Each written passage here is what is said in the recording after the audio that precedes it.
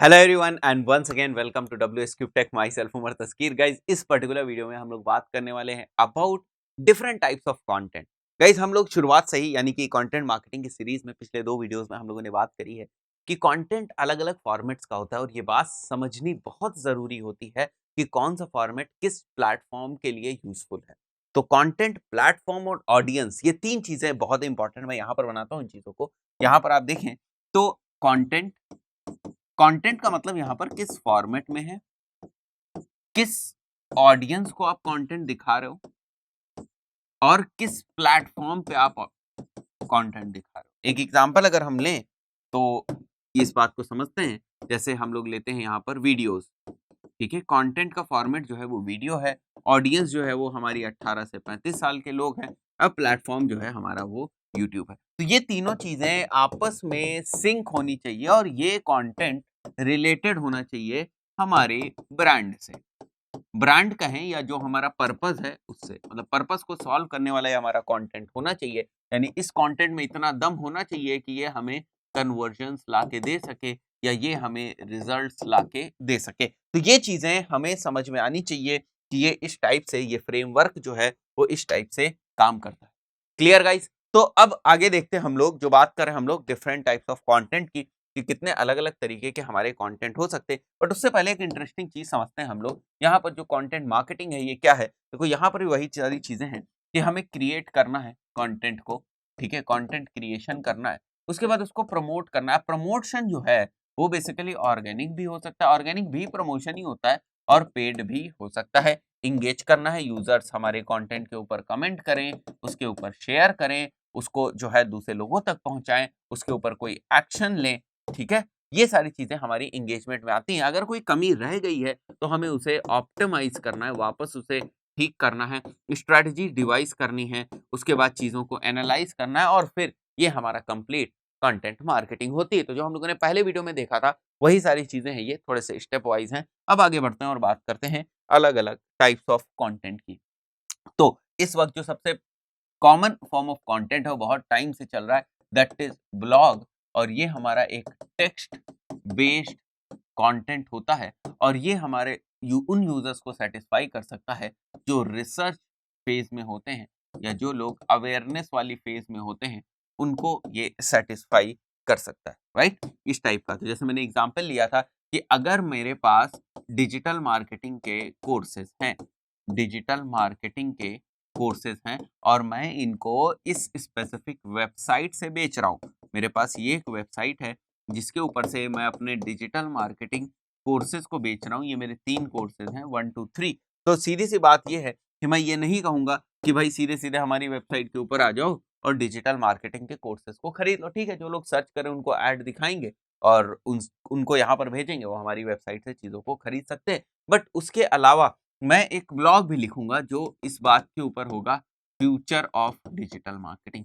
तो जाहिर सी बात है, जो लोग फ्यूचर ऑफ डिजिटल मार्केटिंग को सर्च कर रहे होंगे, इसमें इंटरेस्ट रखते होंगे, उनको अगर मैं यहाँ पर फ्यूचर ऑफ डिजिटल मार्केटिंग बताऊं और उसके बाद अपनी वेबसाइट के ऊपर ले जाऊं, ज्यादातर चांसेस हैं कि वो हमारी ट्रेनिंग या कोर्सेज को ले ले, राइट? तो ये होता है ब्लॉगिंग, ये होती है ब्लॉगिंग की पावर। तो ब्लॉग को भी हम एज कंटेंट यूज कर सकते हो, और आप देख रहे हो कि ब्लॉग को जब हम एज कंटेंट यूज कर रहे हैं, ठीक है, तो यहाँ पर हम उसके थ्रू वेबसाइट के ऊपर ला सकते हैं, और वेबसाइट के ऊपर अगर हमारे कोई कन्वर्जन्स हैं, ठीक है, कन्वर्जन्स डिफाइंड है, कन्वर्जन के एलिमेंट है। भाई वेबसाइट के ऊपर लीड फॉर्म ही नहीं है, आपकी केवल वेबसाइट एक विजिटिंग कार्ड की तरह है, तो ये काम नहीं करने वाला है। यहाँ पर अगर आप जो है सेल कर सकते हैं तो वो एलिमेंट होने चाहिए। अगर लीड्स आप कलेक्ट कर रहे हैं तो यहाँ पर लीड फॉर्म्स होने चाहिए। ये सारी चीजें देखो आपको थोड़ा सा ध्यान रखनी पड़ेंगी। उसके बाद हम लोग बात करते हैं वीडियो की। तो video is again a form of content, और अगर कोई ट्यूटोरियल बेस्ड बिजनेस है तो उसके लिए वीडियोस बहुत अच्छे हैं। पॉडकास्टिंग आज के टाइम में बहुत ही पॉपुलर हो रहा है, तो पॉडकास्ट जो है वो वॉइस कंटेंट है, ठीक है, वॉइस कहें या हम कहें ऑडियो कंटेंट है, तो बिल्कुल ही ये सिमिलर टू रेडियो है, ठीक है। कि यहाँ पर जैसे हम यूट्यूब के ऊपर जो है मैं मेरी जो है फोटो भी दिख रही है, यानी मेरी वीडियो भी दिख रही है, प्लस मेरा ऑडियो भी आ रहा है, दोनों ही चीजें यूट्यूब के ऊपर आती हैं। बट पॉडकास्टिंग में केवल और केवल आपका ऑडियो कंटेंट ही होता है, ठीक है, ऑडियो कंटेंट ही होता है। तो बड़े सारे प्लेटफॉर्म्स हैं जो पॉडकास्टिंग को सपोर्ट करते हैं, जैसे anchor.fm है, तो इसके ऊपर आप अपने ऑडियो कंटेंट को जो है वो अपलोड कर सकते हैं और ये इंडिया में बहुत ही तेजी से पॉपुलर हो रहा है पॉडकास्टिंग।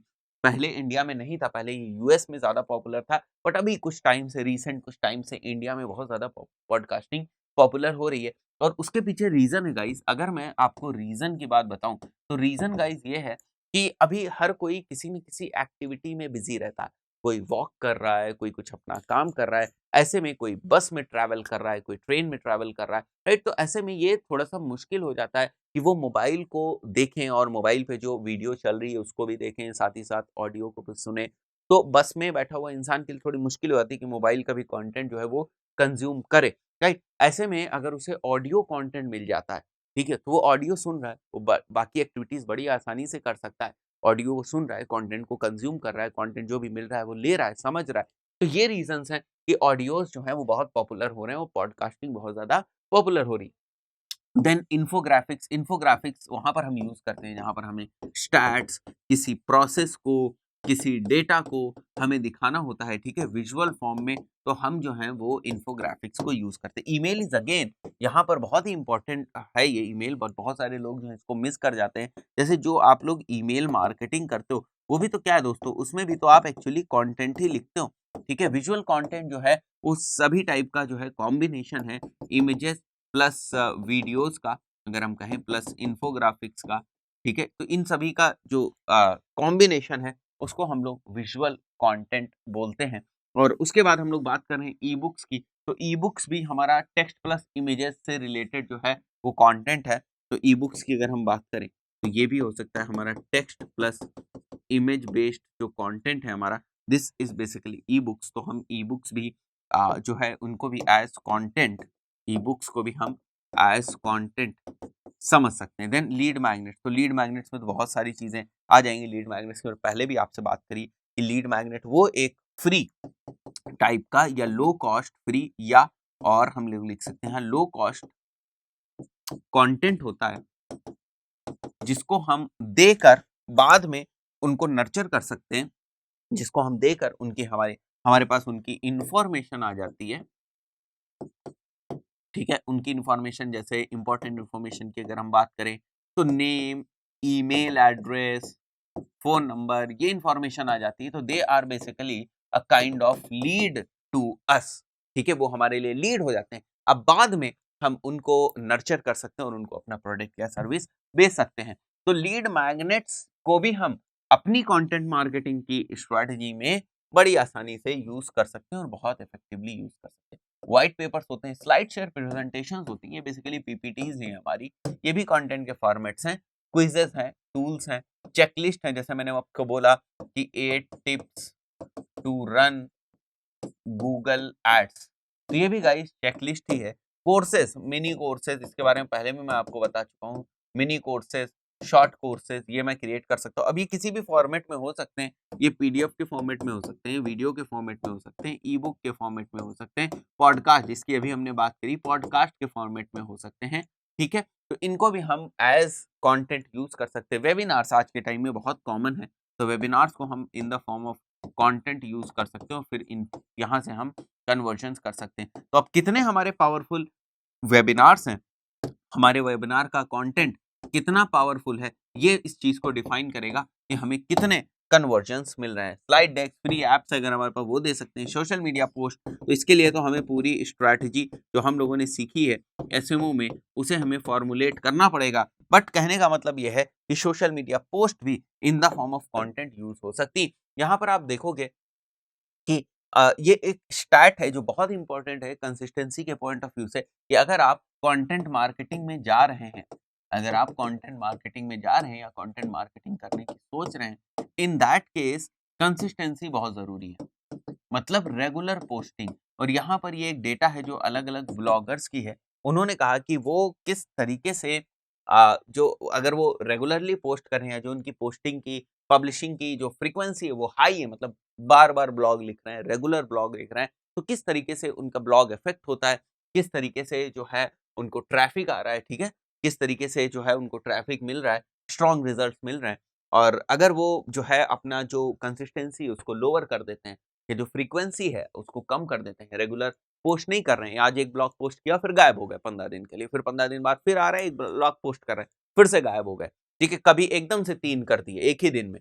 तो ये दिस इज बेसिकली इनकंसिस्टेंसी और कोई फ्रीक्वेंसी प्रॉपर नहीं मेंटेन करना, इसी को कहते हैं। तो यहाँ पर रिजल्ट शो करता है कि जो लोग डेली ऑलमोस्ट डेली कर रहे हैं, उनमें अगर देखा जाए तो उनका जो रिजल्ट है वो 69% के आसपास है। वहीं पर जो लोग मंथ में एक बार कर रहे हैं, उनका देखा जाए तो 12% से 17% के अराउंड है, और जो लोग वीकली कर रहे हैं उनका 32% इंगेजमेंट है, जो डेली कर रहे हैं उनका 62% है, और वहीं पर जो लोग एक दिन में एक बार से ज़्यादा कर रहे हैं, उनका लगभग 69-70% के आसपास जो है वो एंगेजमेंट है या रिजल्ट जो है उनके इसके अराउंड है। तो कंटेंट मार्केटिंग में या कंटेंट मार्केटिंग करने से पहले frequency, consistency, content creation, tools क्या-क्या चाहिए, इन सारी चीज़ों को हम इग्नोर नहीं कर सकते। बहुत ही ज़्यादा इम्पोर्टेंट चीज़ें हैं ये, जिनको हम इग्नोर नहीं कर सकते। आगे हम लोग बढ़ते हैं और यहाँ हम लोग बात करते हैं कि हम कभी-कभी अपने कंटेंट को रीपर्पज़ भी करते हैं।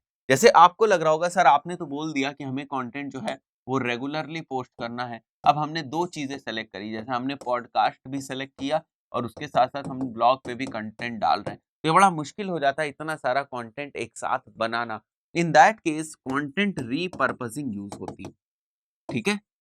कंटेंट रीपर्पजिंग मतलब ब्लॉग के कंटेंट को आप पॉडकास्ट में यूज कर सकते हो। कहने का मतलब थोड़े बहुत चेंजेस करके आप उसको यूज कर, जैसे यहाँ आर्टिकल्स को हम वीडियोस में बदल सकते हैं। अब आर्टिकल्स को वीडियो में बदलने का मतलब ये नहीं है कि हम पूरे के पूरे आर्टिकल्स को वीडियोस में बदल दें, मतलब कन्वर्टर कोई लगा हुआ है कि ऑडियो आर्टिकल जो है वो वीडियो में बदल जाएगा, लेकिन जो बातें हमने आर्टिकल में करी हैं वो बातें हम वीडियोस में कर सकते हैं। वीडियोस को हम पॉडकास्ट में बदल सकते हैं, ये तो बहुत ही ईजी है। क्योंकि अगर आपने वीडियो में, जैसे मेरा ये वाला वीडियो है, ठीक है, जहाँ पर अगर मैं कोई ऐसा वीडियो जिसमें केवल मैं बोल रहा हूँ, ऑडियो है, मैं इस बोर्ड का इस्तेमाल नहीं कर रहा हूँ या मैं अपने लैपटॉप का इस्तेमाल नहीं कर रहा हूँ, तो वहाँ पर स्टूडेंट्स को या लोगों को मेरी स्क्रीन देखने की ज़रूरत नहीं है।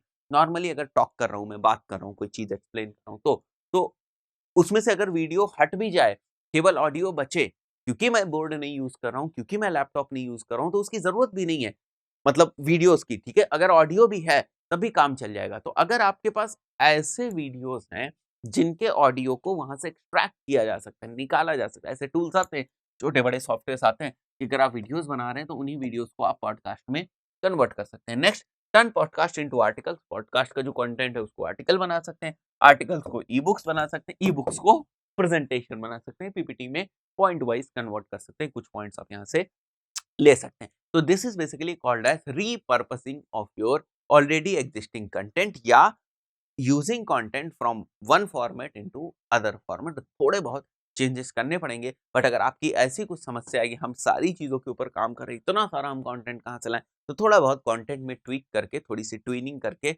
आप अलग-अलग जगहों पर यूज़ कर सकते हैं। तो ये टाइप ऑफ फॉर्मेट्स में, ये कंटेंट डिस्ट्रीब्यूशन में एक चीज़ आप इसको भी यूज़ कर सकते हैं। आई बिलीव आपको समझ में आया होगा अलग-अलग टाइप्स ऑफ जो हमारे कंटेंट है, फॉर्मेट्स हैं, इनके बारे में। इस पर्टिकुलर वीडियो में इतना ही, मिलते हैं नेक्स्ट वीडियो में, टिल देन गुड बाय।